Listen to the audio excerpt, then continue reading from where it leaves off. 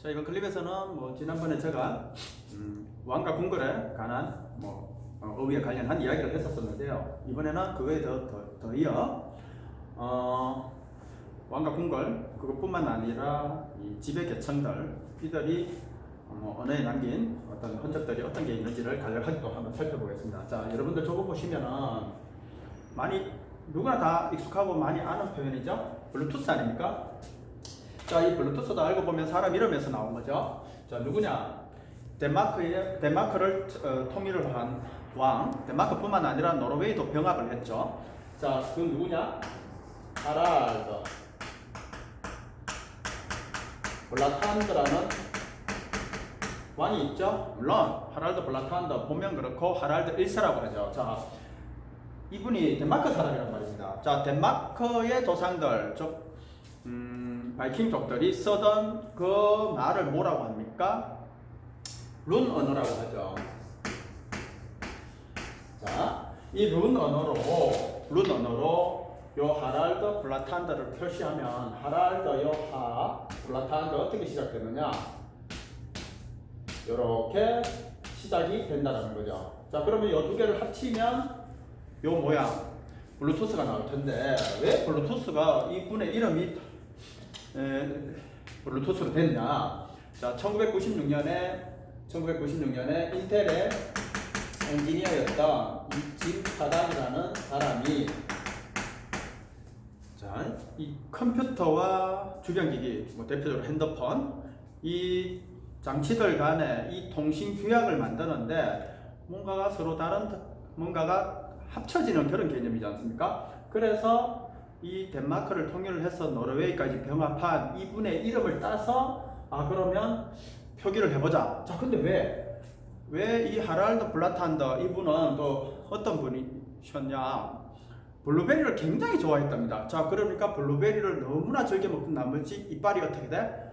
파랗게 됐다는 거죠. 그래서 하랄드 블라탄드도 룬 언어로 보면 파란 이빨의 사람, 이런 뜻이랍니다. 그러면은 우리가 어떻게 블루투스 뭡니까? 푸른 이빨이라는 말이 나오죠? 그게 바로 이렇게 됐다라는 거. 자, 그다음 임금의 노여움 이러면 우리 용과 관련돼 가지고 많이 임금을 표현하지 않습니까? 골용포니, 용포니 이런 말 하고 용안이니 이런 말을 하지 않습니까?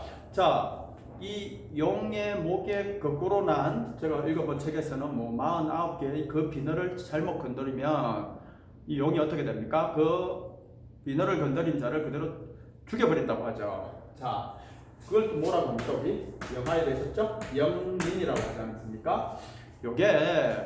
자, 이걸 건드린 자를 죽이는 이 용의 이 화남, 이것을 임금의 노여움에 빗대서 이 영린이라는 말 자체도 임금의 노여움을 뜻한다는 거. 자, 그다음 우리 임금은 이사금이라는 말에 줄임말이다 이런 말이 있죠.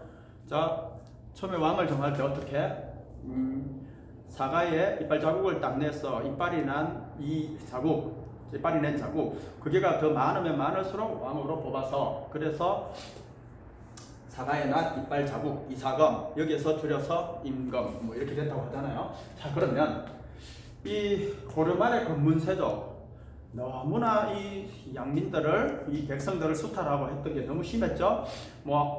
정부에서 받았는 이 공토지 공전 이런 것도 막 다 빼앗아 버리고 하전을 해서 살고 있는 하전민들의 이 땅도 다 뺏어 버리죠. 그러니 어떻게 농사를 지으려면 곡괭이로 일궈야 되는데 이 곡괭이를 이 땅떼기 하나조차 없다 해서 그 일자에 곡괭이 추자를 써서 이 추에 여지가 없다라는 말이 이때 이렇게 나오게 됐답니다. 자, 고려 충신 이거 72명과 관련된 이야기는 다른 클립에서도 약간 했었습니다. 고려가 멸망하니 어떻게 이 고문세족을 쳐내고 이성계적 신진사대부가 조선을 건국하지 않습니까? 그러니 이 고려 충신들이 어떻게 돼? 지금으로 치면 경기도죠.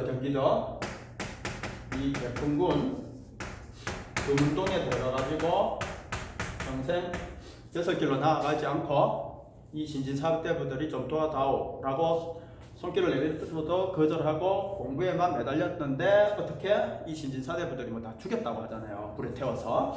자, 그래서 여기서 나오는 말이 뭡니까? 금운동에서 나오지 않았다 해서 금운 불출이라는 말이 이렇게 나오죠. 자, 그러면 자, 이 입추의 여지가 없으니 이 신진사대부들이 이제 나라를 갈아엎고 어떻게 백성들에게 이 금문 세족들의 땅을 빼앗아서 공평하게 나눠주죠. 자, 그래서 이성계가 어떻게 우리를 먹고 살게 해줬다라고 해서 우리 흰 쌀밥을 뭐라고 합니까? 이성계가 준 밥이라는 말에서 이 밥이라는 말을 하죠. 뭐 이성계는 또 뭐 유명한 게 그 아들하고 관계 때문에 뭐 함흥 쪽에 가 있었는데 그 찾아라 사람들을 보내도 보내는 사람 족족 다 뭐 죽였다느니 돌아오지 못하게 했다느니 해서 뭐 함흥 차사 뭐 그런 것도 있지 않습니까? 자, 그리고 이 밥과 관련해서 이성계가 준 밥이다.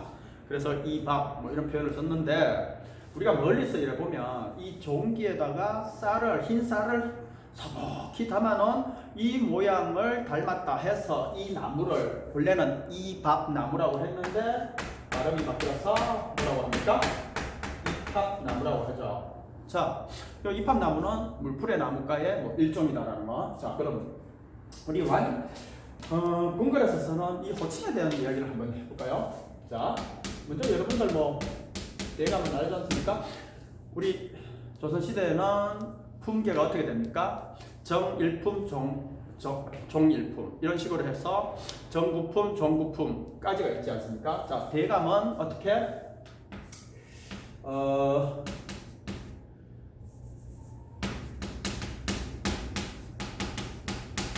정일품 이상의 높은 사람들을 지칭하는 말이었고, 자, 그러면 영감은 어떻게 되겠습니까? 종이품에서 정상품까지의 이 높은 사람을 영감이라고 하죠. 자, 근데 우리 드라마 같은 거 잘 보십시오. 신임 검사들, 뭐라고 부릅니까? 또 다른 말로? 검사님 이러기도 하지만 우리 그 드라마 내용상 잘 들어보면 영감님 이런 말도 하죠. 자, 거기에서 뭐 나온다라는 거다. 그다음 우리 원래는 우리 내명부라고 하죠. 거기에서 여자들의 이 품계를 얘기할 때 대전마마 이런 말도 하지 않습니까? 하지만 자, 원래는 마마처럼 극존칭으로 썼던 말이 이 말인데 처음에는 마놀라라고 불렀다가 리얼이 떨어져 나가니까 마노라가 되고요. 그래서 대전마노라 여기에서 나오는 게 바로 마누라가 되죠. 요즘은 우리 편안하게 와이프를 부르는 말로 이렇게 하지만 이게 극존칭이었다는 거. 뭐 그거는 하나 알아두시면 좋을 것 같고요. 뭐 우리 또 대표적으로 대원군은 뭡니까?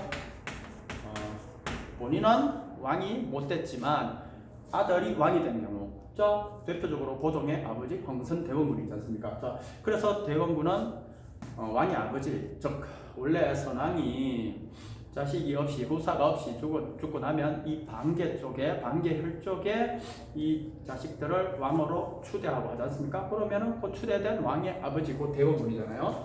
그 다음 부원군은 뭡니까? 왕비의 아버지.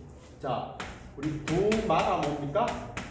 왕의 사위죠. 고려 말경에 고려 시대는 어떻게 이 원나라의 부마국이었지 않습니까? 그래서 받은 게 무슨 왕, 공민왕 뭐 이런 식으로 이 호칭을 부여받지 않습니까? 자, 그다음 우리 정실 왕비 밑에서 태어난 딸을 바로 공주라고 하지만 어떻게 후처 계비 밑에서 태어난 분은 뭐라고 합니까? 옹주라고 하죠. 옹주 이러면 대표적으로 우리 정조의 유일한 딸이었다고 하죠. 숙선옹주. 자, 이 숙선옹주를 되게 귀여워했답니다. 그래서 어차피 뭐 공주야 시집을 가면은 대감집이나 이런 자식들에게 시집을 가니까 궁 밖에서 살 거 아닙니까? 자, 정조가 이 숙선옹주를 너무 귀여워한 나머지 자주 그 집에 갔다고 하잖아요. 그러면은 이 숙선옹주가 어떻게? 정조한테 대접을 하기 위해서 무를 정육면체로 잘라서 고춧가루 넣고 버무려서 숙성시켜서 내놨다고 하죠. 그게 뭐 깍두기라고 하잖아요. 이 깍두기를 뭐 문헌상으로 기록상으로 보면은 필립슨 왕조가 뭐 만들었을 것이다라고 주장하는 그런 말도 있다라는 거. 자, 그다음 또 우리 뭐 덕혜옹주 영화도 있었잖아요. 고종 황제의 마지막 막내딸이니까 조선시대 마지막 황녀가 되잖아요. 일본군 대마도주에게 강제로 시집을 갔다가 어떻게 38년 만에 귀국을 하고 1989년에까지 계시다가 이제 돌아가셨잖아요. 자, 뭐 그런 분들이 있죠. 자, 그다음 우리 궁을 얘기할 때 우리 이 동궁이라는 얘기도 많이 하죠. 왜 이 동쪽에 궁이라는 말을 썼을까요? 자, 차기 이 왕이 될 이 태자 내지는 세자는 어떻게 해가 떠오르는 쪽에 집을 위치시켜야 된다고 해서 동쪽에 이 궁을 지어서 이 동궁이라는 말도 집을 뜻하기도 하지만 또 세자가 사는 집을 뜻하기도 하지만 세자 자체를 가리킬 때도 무슨 동궁 이런 말을 쓰지 않습니까? 이런 것도 있다라는 거 하나 알아두시면 뭐 좋을 것 같고요. 자, 이 루이 6세 하면 자 누가 생각날까요? 이 1100년대였는데 이 루이 6세의 아들 필립 황태자가 말을 타고 프랑스 시내를 파리 시내를 거니렸는데 가다가 어떻게 그때 당시에는 이 변기 시스템 이런 게가 화장실 시스템이 제대로 안 되어 있어서 파리 시내에 이 돼지가 청소부 역할을 했다잖아요. 그래서 그 길거리에 여기저기에서는 돼지들이 오물을 화장실이 따로 없으니까 사람들이 어떻게 길거리에다가 뭐 변을 보기도 하고 하지 않습니까? 그거를 어떻게 돼지가 돌아다니면서 똥을 먹어치우고 처리를 했던 거죠. 물론 뭐 다른 클립에서 제가 얘기했지 않습니까? 이 오물이 튀는 걸 방지하기 위해서 어떻게 사람들이 높은 힐, 하이 힐을 만들어 신었다라는 거, 뭐 그런 것도 있었고요. 자, 이 필리포 황태자가 파리 시내를 말을 타고 가는데, 자, 어느 날 돼지가 어떻게 오물을 이렇게 먹다가 말을 들이받아 버리죠. 그러면은 어떻게 필리포 황태자가 낙마를 해가 공교롭게 또 사망을 하게 되죠. 그래서 이 루이 6세가 극대로 한 나머지 어떻게 그 돼지를 사형을 시키고 더 이상 파리 시내에서 돼지를 사육하지 마라라는 명령을 내리죠. 자, 그런데 어떻게 먹거리 돼지는 그 청소부 역할도 하지만 먹거리지 않습니까? 그래서 사육을 못하니 돼지를 잡아서 건조를 시키라든가 훈제를 시킨다가 해서 이 음식을 만들어야 될 거 아닙니까? 그래서 나온 게 바로 햄이나 이 베이컨이 나오죠. 여러분들 이 베이컨, BACON 뭐 이런 말을 이렇게 쓰잖아요. 이 베이컨, 이 돼지고기의 넓적다리를 훈제해가지고 건조 숙성시킨 거지 않습니까? 자, 요걸 뭐 스페인에서는 돼지고기 이 넓적다리를 어떻게 건조 숙성시켜가지고 해먹는 그 요리를 뭐라고 합니까? 스페인에서는 하몽이라고 하죠. 이 베이컨 자체가 돼지고기의 넓적다리 살, 그걸 의미한다고 했었고요. 자, 요런 어떤 그게가 있고 또 우리가 흔히 알고 있는 살라미라고 하죠. 살라미는 SAL이 붙으면 좀 소금이를 뜻하지 않습니까? 아미는 집단형 어미를 뜻하니까 이게 뭐야? 소금을 쳐서 분재를 하고 건조 숙성 공기에 발효해가지고 만든 음식 살라미. 우리 샐러드 그것도 다 소금이라는 말이 들어가고요. 우리 한 달에 한 번씩 받는 봉급을 샐러리라고 하지 않습니까? 그것도 다 소금과 관련돼 있다라는 거. 자, 혁명과 사형. 이건 뭘까요? 프랑스 혁명 하면은 그때 그 프랑스 대혁명 1789년에 시작됐는 그때 이 프랑스 혁명의 강풍의 희생자가 누굽니까? 루이 16세 아닙니까? 그 와이프가 마리 앙뚜아네트. 자, 그분들에 대한 이야기를 하려고 하는 게 아니라 그때 당시 이 프랑스 국민공회에서 어떻게 혁명의 소용돌이 속에서 수많은 사람을 죽이지 않습니까? 그러면 고통 없이 빨리 죽이고 싶었어요. 그래서 연구한 게 뭡니까? 그때 당시에는 이 도끼를 가지고 막 사람 쳐가 죽이고 이러지 않습니까? 여러분들 그 파시스트라고 하잖아요. 그 파시스트가 조그만 도끼를 든 자들이라는 뜻입니다. 가서 니 내 말 들을래 안 들을래 들는다 하면은 살려주고 안 들는다 하면 도끼로 쳐가지고 죽였다고 하잖아요. 그 파시스트가 바로 조그만 주먹도끼 그 정도의 의미에서 나온 건데, 자, 이때도 어떻게 도끼로 쳐 죽이다 이거는 너무 잔인하다. 그래서 한숨에 죽이자라고 해서 왕실 의사이자 그때 외카학회 뭐 서기관이었다고 하잖아요. 루이 박사하고 어떻게 해부학 교수였던 기요틴, 프랑스식으로는 기요탱이라고 하죠.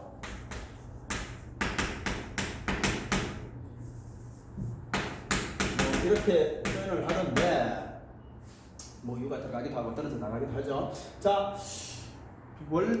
그래서 만든 게 뭡니까? 우리 단두대라는 게 만들어지죠. 처음에는 이 루이 박사가 더 어떻게 보완을 하고 만들죠. 그래서 처음에는 루이종 내지는 루이 세트라고 불렸다가 어떻게 자문을 해준 이 기요틴 박사의 이름을 따가지고 길로틴이라고 하고 단두대라고 했던 거죠. 그래서 이 기요틴 박사의 후손들은 이 이름 바꿔다오 하니까 안 바뀌어서 이 이름조차도 성같이도 바꾸었다고 하잖아요. 자, 우리 영토 대왕하고는 뭐가 있을까요? 자, 우리 사방위를 지키는 상상 속의 동물 및 뭐 백호는 실제로 나올 수 있으니까 그런 동물들을 뭐라고 합니까? 자, 동청룡이죠. 그다음 뭐야? 서백호 아닙니까? 그다음 남주자, 북현무 아닙니까?